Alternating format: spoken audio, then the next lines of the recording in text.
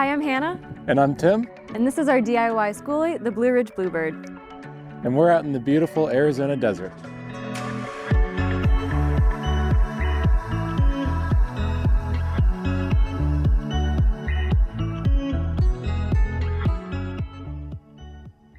We met in Virginia and Charlottesville, and we became friends for a number of years before we decided to become partners. I think that also kind of influences our journey a little bit, where it took us a little while. It was a lot of thought went into our relationship, but once we decided to date, we decided to go all in, and we were very committed from the front. And I think that's kind of similar to this bus life, where from the outset it was a very quick decision. Within a month of us even learning what a schoolie was, we had bought a bus. And so our family and friends were like, "You're crazy, what are you doing?" And we're like, well, we'd been thinking for a year or so, how can we travel more? So whenever we learned about what a schoolie was, it was the perfect mix of, this will allow us to travel, this will allow us to customize something and to learn these skills. So it didn't feel, I guess, spontaneous to us, but Yeah, it wasn't very far out of our wheelhouse. yeah, So. yeah. But Yeah. that's probably been our story, was as soon as we started dating, we're like, yep, we're gonna get married. And Yeah. people from the outset probably were like, you're crazy. But Yeah. a lot led to that point.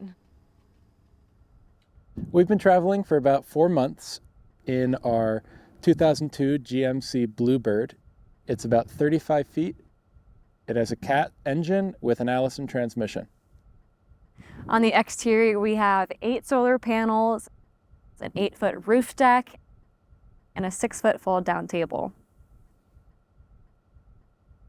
We're currently in the Arizona desert on some BLM land just outside of Phoenix. So come on in, let's check out the inside.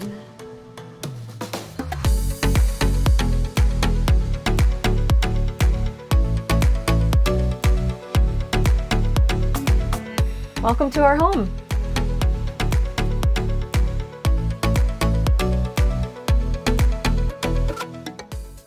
The goal of our build here was to create a tiny home that was really warm and cozy, with a lot of natural earth tones brought through with the wood and the colors that we chose. We kept the original bus windows and added multiple skylights to keep as much natural light in the bus as possible. And to brighten the space further, we painted our walls white to reflect that sunlight even more. Starting at the front of our bus, we wanted to add a lot of storage in this space to really make it convenient when we're entering the bus. So we have some shoe cubbies here, and a lot of extra cubbies for things that we might need as we're going outside. This is also where we built an area for our cat, Pippin.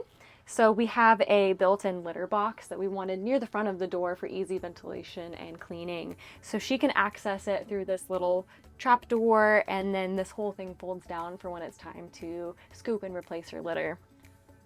You can also see we built in some things for the driver, like these cup holders.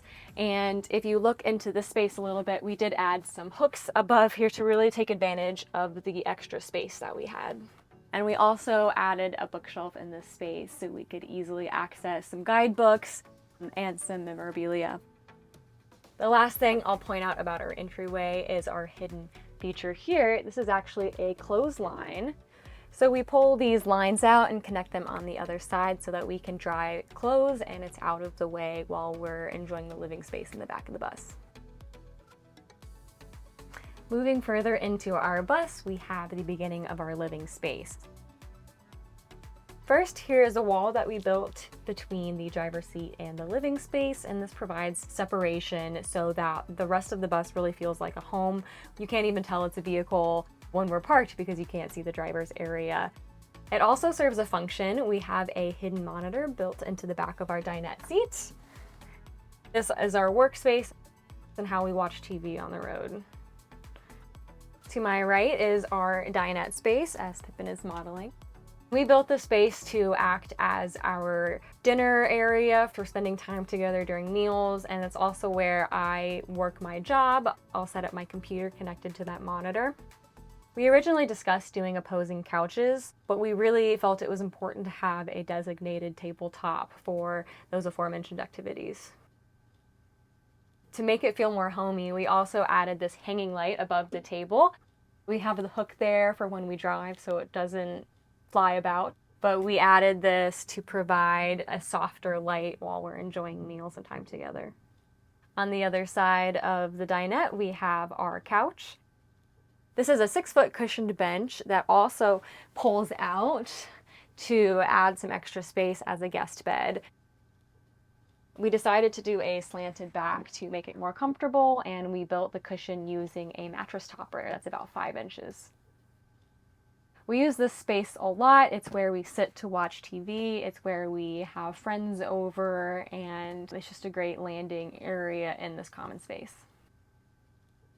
So both the dinette and the couch actually lift up to provide some extra storage. We keep things like our vacuum and mop and seasonal decor, as well as some games for having friends over. Also on the couch, both armrests lift up to have some extra hidden areas, and they both have outlets, so that's where we keep a lot of our chargers. And there are some additional storage cubbies just to take advantage of every square inch possible on this tiny home. We bought the bus for $5,000. And so we haven't totally tallied our receipts yet. I would place total cost of the conversion somewhere between $30,000 and $40,000. This was spread out over 2-3 years, so it was definitely within our budget to be able to spend this much. And you know, it's a lot to spend on a project, but if you think about car prices or even home prices in this economy, that's something that was kind of out of our reach, especially during the pandemic. And we were building at the peak of pricing. Yeah. So from when we first bought plywood, it was $20 a sheet. By our last sheet, it was $80 a sheet. And when you're dealing with that kind of fluctuation, like, we just couldn't stick to what we had originally planned. The piece of advice I would give to someone planning a build, it's going to be longer than you think, and it will be more expensive than you think.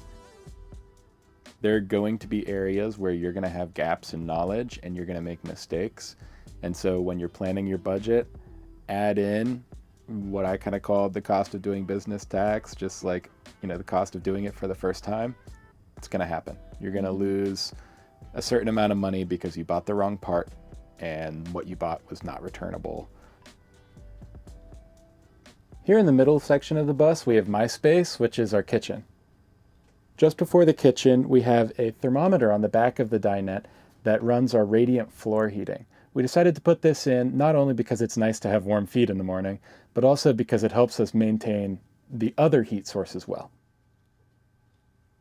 I really love to cook, so it was a big priority for us to maximize functional workspace. We have a large butcher block kitchen countertop, and we actually have an additional slide out as well for a cutting board. We also have this massive workstation sink. It's got built-in features to it as well, which I love. Part of cooking also involves actually cooking, so we have a full oven range. We decided to go with propane for the oven range, not only because propane itself is cheap as a power source, but gas provides a better cooking surface for sautéing. On the other side of the kitchen, we have our fridge and our pantry storage. We chose this fridge because it's large, it's an apartment-sized fridge, and we love the retro look of it. Above the fridge, we have some general junk drawer storage, and then to the right, we have a host of food storage.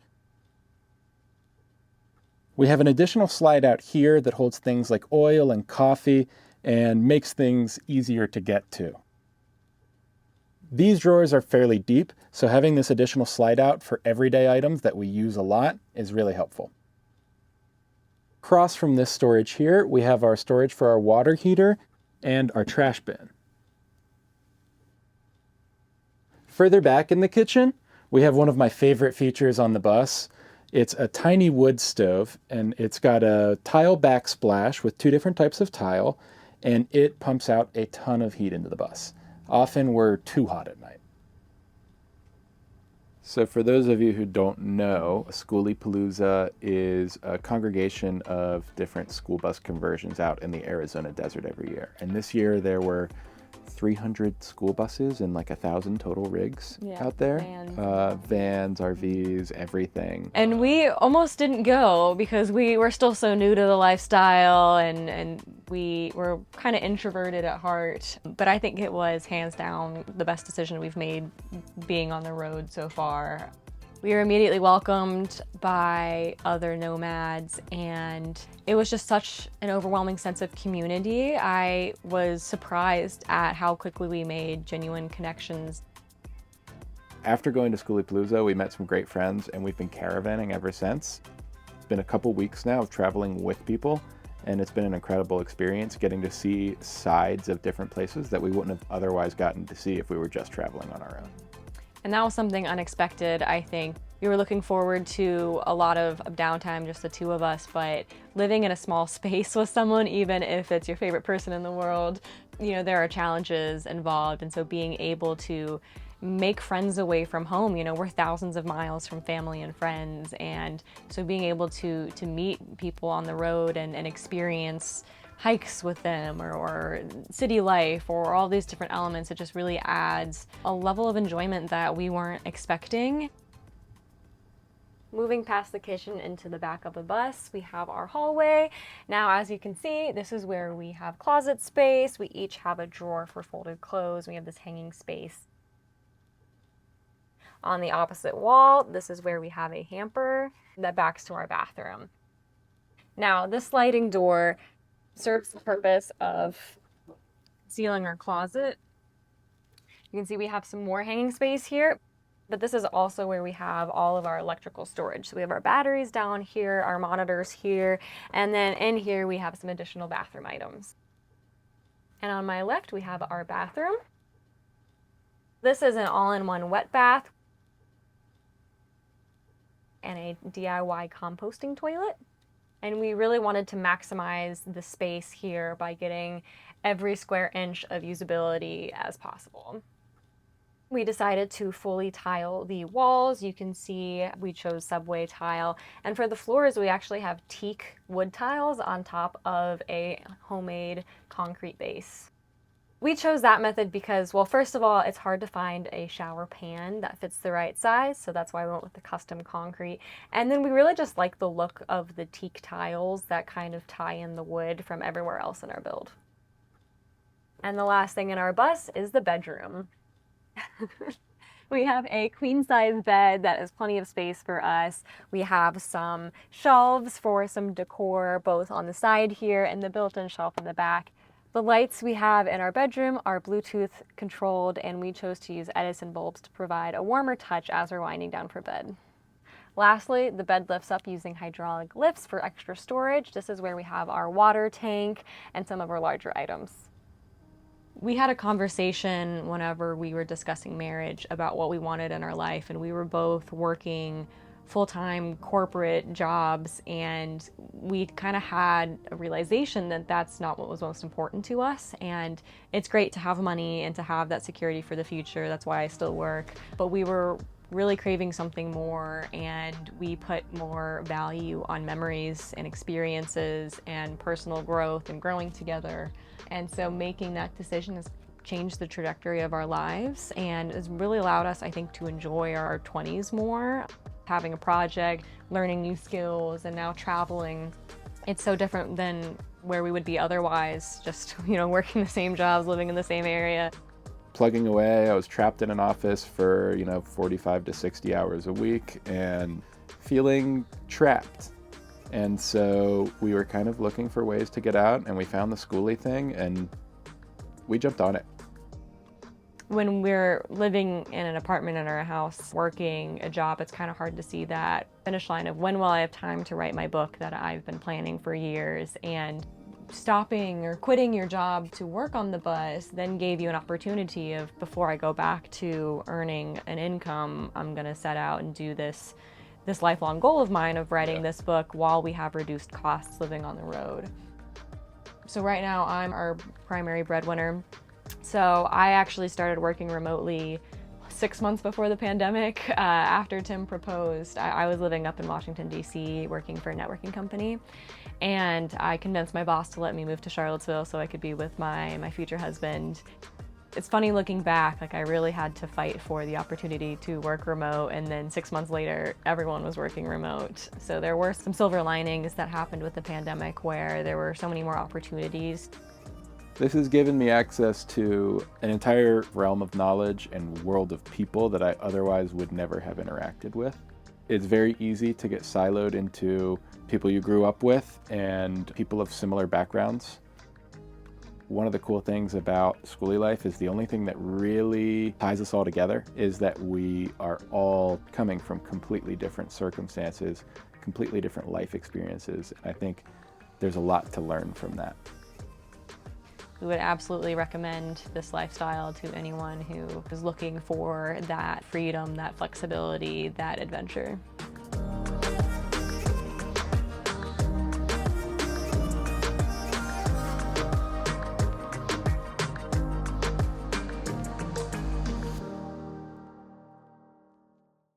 Thank you for watching our video and for stopping by Tiny House Expedition. I'm Alexis. And I'm Christian. Don't forget to like, comment, and subscribe. And for more tiny home tours and stories, click the videos below. And join us on Instagram for bonus content, including face-to-face conversations with us. We hope to see you there. All right. Thanks, guys. Have a good one.